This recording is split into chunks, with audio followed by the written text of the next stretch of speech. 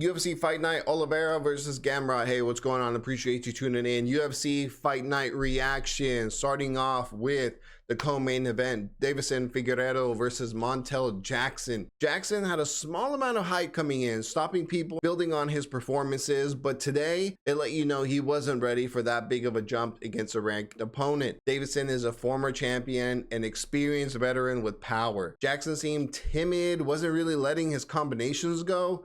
He had a big reach advantage going into the fight as well, and he never really utilized that. Figueiredo's early takedown really made him question closing the distance. He didn't want to go down to the ground. Figueiredo didn't really do anything special per se, but he got the takedown. He was more aggressive and he pushed the fight in the first and second rounds. Pretty much cruised in the third, not needing really to risk anything in that fight at that point.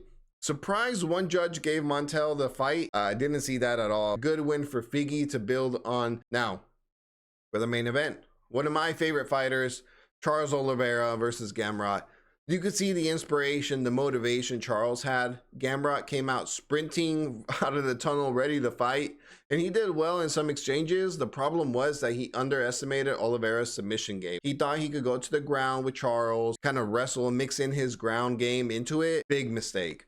First round, GAMROT gets that takedown, but it immediately flips to a Charles submission attempt. GAMROT tries to get out of it, but his arm is in like sort of prison, so to speak. Second round begins, the exchanges start, and the next thing you know, GAMROT's on the floor and Charles is in full control. You're in his world at that point. Rear naked choke, the record for most submissions in UFC history. Dude Bronx wins it.